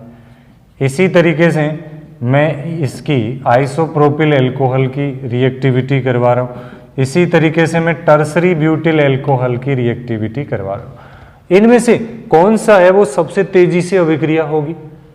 नो डाउट इस तरीके का होगा, क्योंकि HI तो वैसे ही ज़्यादा रिएक्टिव है। तो अब एल्कोहल में कंपैरिजन करो, कौन सा एल्कोहल सबसे ज़्यादा रिएक्टिव है? टर्शरी एल्कोहल है। तो टर्शरी एल्कोहल और HI की जो रिएक्शन है वो सबसे जल्दी हो जाएगी और यही कारण है कि टर्शरी एल्कोहल की HI के साथ अभिक्रिया है वो ठंडे जल में ही हो जाती है, उसके लिए कोई टेम्परेचर की आवश्यकता नहीं पड़ती।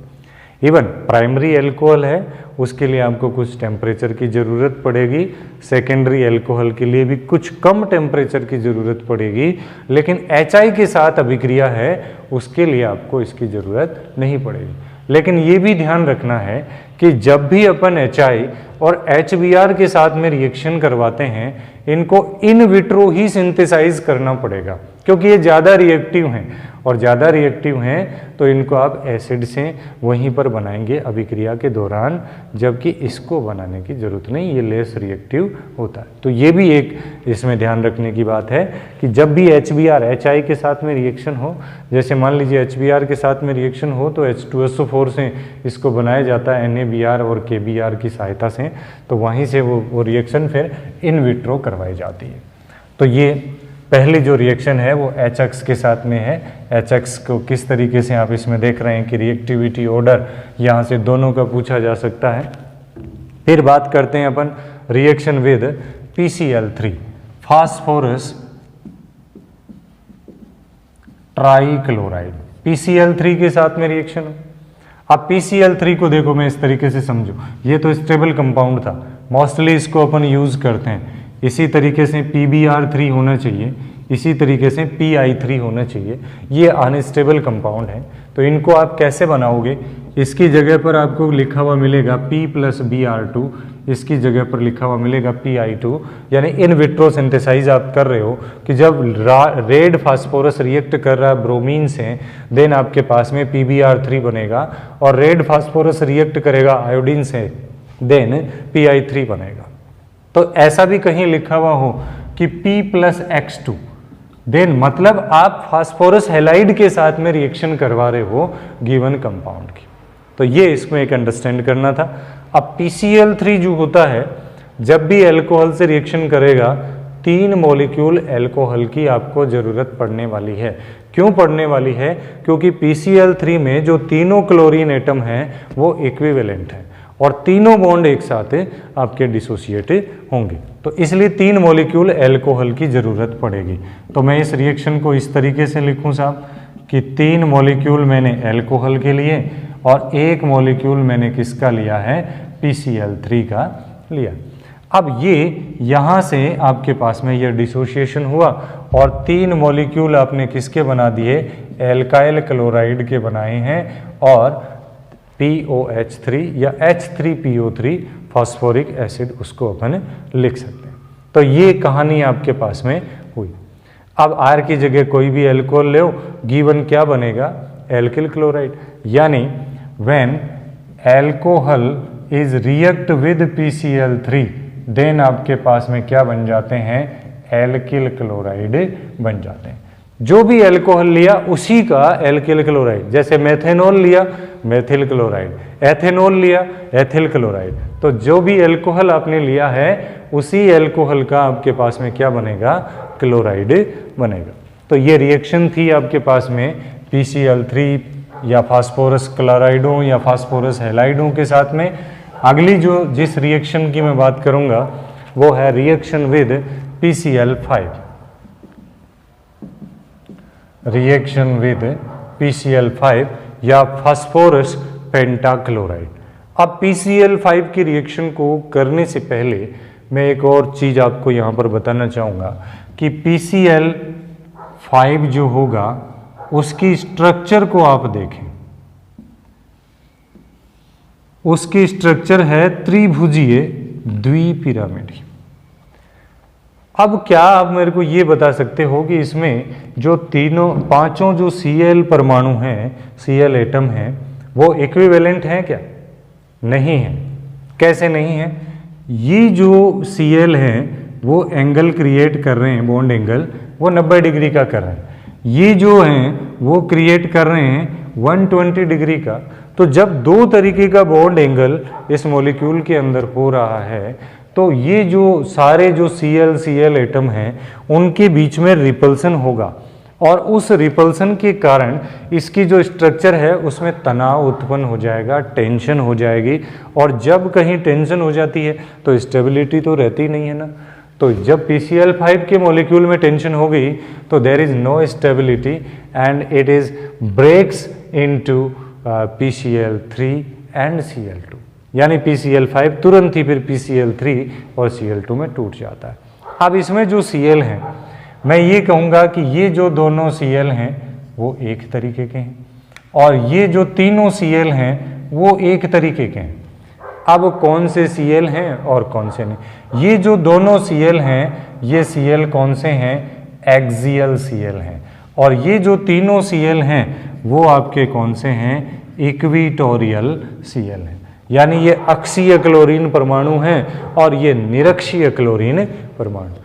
तो ये भी तो एक क्वेश्चन जनरेट हो गया ना कि PCl5 में कितने अक्षीय क्लोरीन परमाणु हैं और कितने निरक्षीय क्लोरीन परमाणु हैं। दूसरा क्वेश्चन ये बना कि PCl5 है वो अत्यधिक अस्थायी होता है, क्यों होता है, क्योंकि दो तरीके के Cl हैं, दो तरीके का बॉन्ड एंगल है, दो तरीके के बॉन्ड एंगल के कारण बॉन्ड डिस्टेंस है वो भी कम हो गई, और उसके कारण से जो एक्सियल Cl होते हैं, इन एक्सियल Cl में इक्विटोरियल Cl की कंपैरिजन में ज़्यादा रिपल्सन होने लग जाता है, और उस ज़्यादा रिपल्सन के कारण इसकी संरचना में टेंशन या तनाव उत्पन्न हो जाएगा और ये तुरंत ही PCl3 में और Cl2 में टूट जाएगा। तो ये कहानी इसके अंदर रहेगी। तो जब जब PCl5 आपके एल्कोहल से रिएक्शन करेगा, आपको 3 मॉलिक्यूल एल्कोहल की ज़रूरत नहीं पड़ेगी, क्योंकि ये तीनों एक साथ रहेंगे और ये दोनों एक साथ रहेंगे। तो इसकी जो रिएक्शन करने की टेंडेंसी होगी, वो टेंडेंसी कैसी होगी, उस चीज़ को मैं बता रहा हूँ कि एल्कोहल का मॉलिक्यूल आपने लिया साहब, अब 2 जो एक्सियल Cl हैं वो इस तरीके से हैं और 3 आपके इक्विटोरियल Cl थे, तो ये बॉन्ड भी टूट जाएगा और ये बॉन्ड भी टूट जाएगा। तो ये कंडीशन हुई, एल्किल क्लोराइड भी बना, HCl भी बना और POCl3 भी आपके पास में बना। तो PCl5 के साथ में भी रिएक्शन होंगी एल्कोहल की, देन आपके पास में क्या हो रहे हैं, एल्किल क्लोराइड का ही फॉर्मेशन हो रहा है। अब इसी से कोई भी मेथेनॉल लिया, जैसे यहाँ R बराबर CH3 रखा, क्या बन जाएगा, CH3Cl बन जाएगा। यहाँ C2H5 रखा तो यहाँ पर क्या हो जाएगा, C2H5Cl हो जाएगा। यानी जो भी एल्कोहल ले रहे हो उसी का कॉरस्पॉन्डिंग आपके पास में क्या हो रहा है, क्लोराइड बन रहा है। तो ये PCl5 के साथ में रिएक्शन थी साहब। अब इसी तरीके से एक और मोस्ट एग्जाम्पल, बहुत ही मोस्ट रिएक्शंस आपको पूछी जाती है, रिएक्शन विद SOCl2। SOCl2 किस नाम से जाना जाता है, इसको बोलते हैं थायोनिल क्लोराइड। ये थायोनिल क्लोराइड के नाम से जाना जाता है। अब यदि मैं इसकी स्ट्रक्चर देखूं इस थायोनिल क्लोराइड की, तो इस तरह की स्ट्रक्चर है सब, SOCl2, ये थायोनिल क्लोराइड की स्ट्रक्चर अपने पास में है। तो जब भी ये रिएक्शन करेगा तो किस तरीके से करेगा और क्या चाहिए इसमें, तो वही जैसे PCl5 रिएक्शन कर रहा था उसी तरीके से थायोनिल क्लोराइड भी रिएक्शन करेगा और कंपाउंड आपके पास में एल्किल क्लोराइड बनेगा, SO2 बनेगा और HCl बनेगा। ये आपके पास में प्रोडक्ट हो। लेकिन फिर वही देखो, इस अभिक्रिया में HCl भी बना है, इस अभिक्रिया में SO2 भी बना है। SO2 के बारे में ये मशहूर है कि इसका जो एब्जॉर्प्शन फैक्टर होता है वो बहुत ज़्यादा होता है, तो आसानी से बाहर निकलने वाली गैस होती है, तो इजीली रिमूवेबल है, बाहर निकल जाएगी SO2। तो एक और प्रोडक्ट बचा HCl। अब इस HCl को अपन क्या करेंगे, यहाँ पर कोई बेस मिला दिया जिसको अपन बोल रहे हैं पिरिडीन।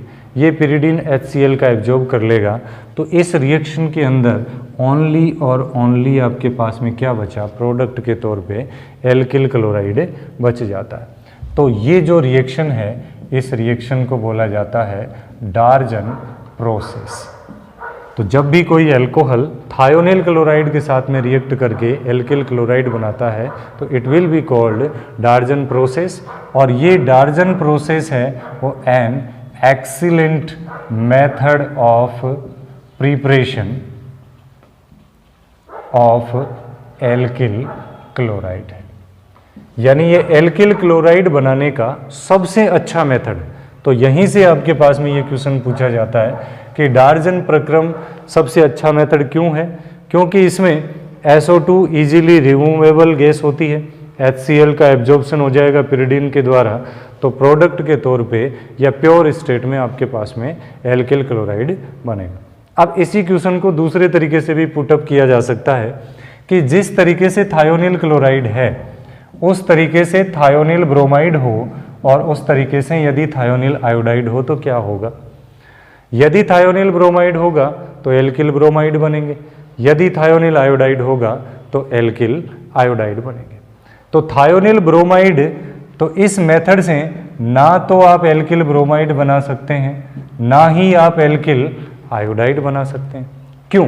तो ये पूछा जाता है कि why alkyl bromide and alkyl iodides are not formed by the Darzens process. क्यों नहीं बनाए जा सकते डार्जन प्रक्रम के द्वारा एल्किल ब्रोमाइड और एल्किल आयोडाइड? तो इसका कारण ये है कि जो थायोनिल ब्रोमाइड होता है वो अनस्टेबल होता है, अस्थायी होता है। तो ये जब अस्थायी है तो उत्पाद भी क्या होगा? अस्थायी। जबकि थायोनिल आयोडाइड है वो तो अभी अननोन है, ज्ञात ही नहीं किया गया इसको, तो जो कंपाउंड ज्ञात ही नहीं है उसका प्रोडक्ट वैसे भी नहीं बन सकता। तो ये थायोनिल क्लोराइड के साथ में रिएक्शन है। यहाँ से आपके पास में इसके ये क्वेश्चंस हैं वो पूछे जा सकते हैं कि कैसे कैसे क्या ये रहेंगे। अब साहब रिएक्शन है अमोनिया के साथ, रिएक्शन विथ अमोनिया। अमोनिया के साथ में जो रिएक्शन होती है वो एनहाइड्रस ZnCl2 के प्रेजेंस में होती है। टेम्परेचर बेस रिएक्शन है, 573 केल्विन टेम्परेचर चाहिए, एमिनो का फॉर्मेशन हो जाएगा, कोई मुश्किल काम इसमें नहीं है। अमोनिया को मैं इस तरीके से लिखूं और यहाँ पर मैंने लिखा कि साहब ZnCl2 573 केल्विन हो, वाटर मॉलिक्यूल यहाँ से बाहर निकलेगा और प्राइमरी एमिनो का आपके पास में फॉर्मेशन हो जाएगा। तो यहाँ पर जो भी एल्कोहल होगा कॉरेस्पॉन्डिंग एमीन उसका बनेगा, जैसे मेथेनॉल से मेथिल एमीन बनेगा, एथेनॉल से एथिल एमीन बनेगा। फिर जो last reaction carbon oxygen bond dissociation की है वो है रिएक्शन विद HI, यानी HI के साथ में रिएक्शन। तो जब भी एल्कोहल की अभिक्रिया होगी वो 2 मोल HI के साथ में और रेड फास्फोरस की प्रेजेंस में होती है 423 केल्विन पर, 423 केल्विन टेम्परेचर की प्रेजेंस में। तो फिर यहाँ से आपके पास में एक तो H2O का मॉलिक्यूल निकलेगा, एक H यहाँ पर जुड़ेगा और आयोडीन यहाँ से बाहर निकल जाएगी। तो यहाँ पर बनेगा RH, H2O और I2 यहाँ से रिलीज होगी। तो यहाँ से रिडक्शन हो रहा है एल्कोहल का, और एल्कोहल का स्ट्रॉन्ग रिडक्शन होगा then it will be turn into alkane, alkane के अंदर बदल जाएगा। जितने कार्बन का एल्कोहल है उतने ही कार्बन का क्या होगा? एल्केन का फॉर्मेशन होगा। तो ये reaction due to the cleavage of carbon oxygen bond है या कार्बन ऑक्सीजन बंध विदलन के कारण होने वाली अभिक्रियाएं हैं। तो फिर अगली क्लास में फिर मुलाकात होगी दोस्तों, तब तक के लिए धन्यवाद।